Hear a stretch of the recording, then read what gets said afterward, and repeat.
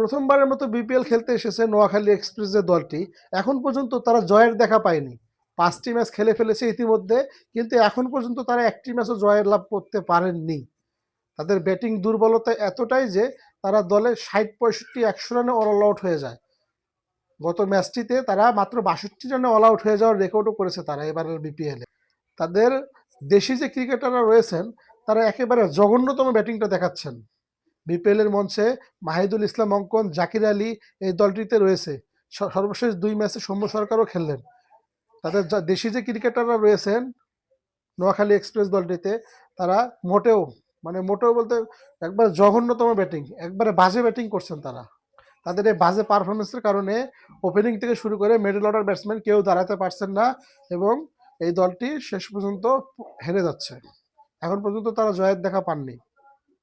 দলটিতে মোহাম্মদ নাবি যোগ দিয়েছেন, আরও ২-১ জন বিদেশি ক্রিকেটার রয়েছেন, হায়দার আলী রয়েছেন, মাস শাহাদাত রয়েছেন। তাদের মূল সমস্যাটা হচ্ছে ১ থেকে ৫ নাম্বার যে ব্যাটিং ডিপার্টমেন্টটা রয়েছে তাদের।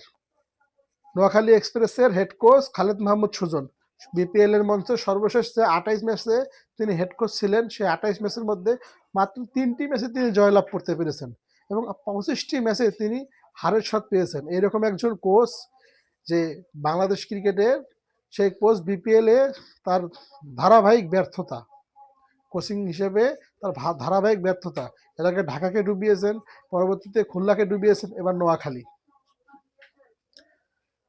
খুব আশা নিয়ে বিপিএল খেলতে এসেছিল, কিন্তু তাদের হতাশাজনক পারফরমেন্সে তারা ইতিমধ্যেই বিপিএল থেকে এলিমিনেটর হয়ে গিয়েছে বলে বলা চলে। আনঅফিসিয়ালি তারা এলিমিনেটর হয়েই গিয়েছে। তাদের বাজে পারফরমেন্স, ৫ ম্যাচে ৫টিতেই তারা জিততে পারেননি এখনো। বাকি যে ম্যাচটি রয়েছে ৫টি ম্যাচ তারা ওখানে কি করবেন তারাই ভালো জানেন। তাদের এরকম জঘন্যতম ক্রিকেটটা আমরা আশা করিনি নোয়াখালীর কাছ থেকে। প্রথমবারের মতো তারা একটা ফ্র্যাঞ্চাইজি খেলতে এসেছে নোয়াখালী এক্সপ্রেস হয়ে, কিন্তু তাদের এরকম জঘন্যতম পারফরমেন্স আমরা মোটেও কাম্য করিনি। তাদের ব্যাটিংটা এতটাই জঘন্য, এতটাই বাজে, তাদের ব্যাটিং ডিপার্টমেন্টটা, তাদের কোচিংটা মেইন। তাদের যে হেড কোচ আছে খালেদ মাহমুদ সুজন, তার এরকম আহামরি কিছু দেখা যাচ্ছে না। কেন এত ব্যর্থতা তার কোচিং প্যানেলে, এটা আমরা বুঝি না।